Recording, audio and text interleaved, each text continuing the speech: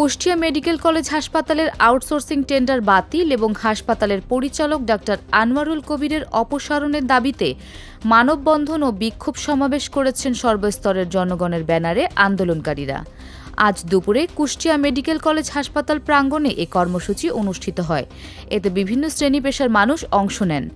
সমাবেশে বক্তারা অভিযোগ করেন, হাসপাতালের ১০৪ জনের আউটসোর্সিং জনবল নিয়োগ সংক্রান্ত টেন্ডার প্রক্রিয়ায় অনিয়ম ও দুর্নীতি হয়েছে।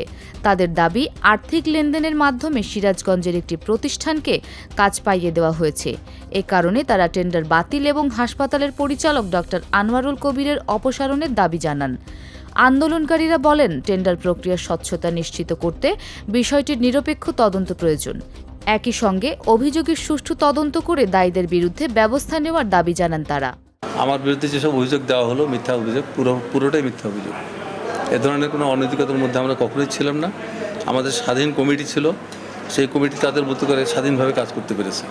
তারা তাদের কমিটির তথ্য উপাত্ত সব কিছু আমার বরাবর উপস্থাপন করেছে, স্বাধীনভাবে নিরপেক্ষভাবে উপস্থাপন করেছে। এখানে কোনো ধরনের চাপ প্রয়োগ করা হয় নাই এবং যে ধরনের অভিযোগগুলো আমার দিকে দেওয়া হচ্ছে, যে ঘুষ দুর্নীতি বা স্বজনপ্রীতির কথা বলা হচ্ছে, এগুলো সর্বৈব মিথ্যা কথা, বানোয়াট। টেন্ডার প্রক্রিয়ায় অনিয়ম ও দুর্নীতির অভিযোগ অস্বীকার করেছেন কুষ্টিয়া মেডিকেল কলেজ হাসপাতালের পরিচালক ডক্টর আনোয়ারুল কবির। তিনি বলেন, সরকারি বিধিবিধান অনুসরণ করেই আউটসোর্সিং টেন্ডার সম্পন্ন করা হয়েছে। এখানে কোনো ধরনের অনিয়ম বা দুর্নীতির সুযোগ নেই।